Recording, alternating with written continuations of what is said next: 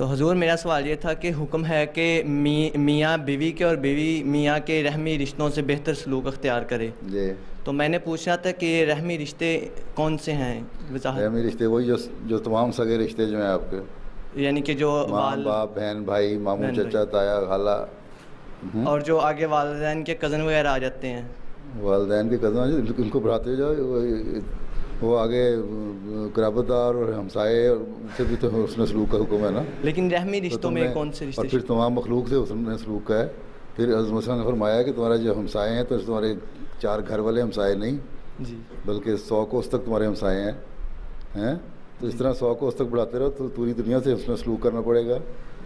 اللہ تعالیٰ نے حقوق العباد کی جہاں حکم دیا اللہ تعالیٰ نے، اور علیہ وسلم نے اس کو بڑا زور دے کے فرمایا. حضرت مسیح علیہ السلام نے بڑا اس کے بارے میں تلقین فرمائی.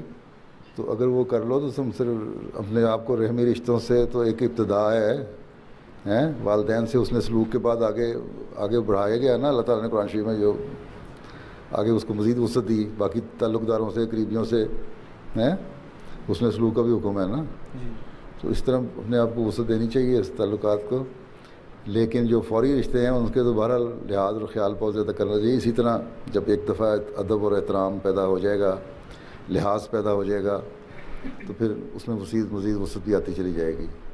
چاہتے کیا مضبوط کرنا چاہتے ہیں اس رشتے کو؟ نہیں ویسے یہ سوال تھا ایک پڑھا تھا کتاب میں، تو رحمی رشتوں کے بارے میں تمہارے نگاہ میں اس لیے پڑھا جاتا ہے نا یہ. جی تو رحمی رشتوں کا نہیں تھا پتہ کہ ان میں کون کون سے رشتے شامل ہیں. تمام رشتے تو تمہارے خونی رشتے بنتے ہیں، والدین کے جو خونی رشتے ہیں.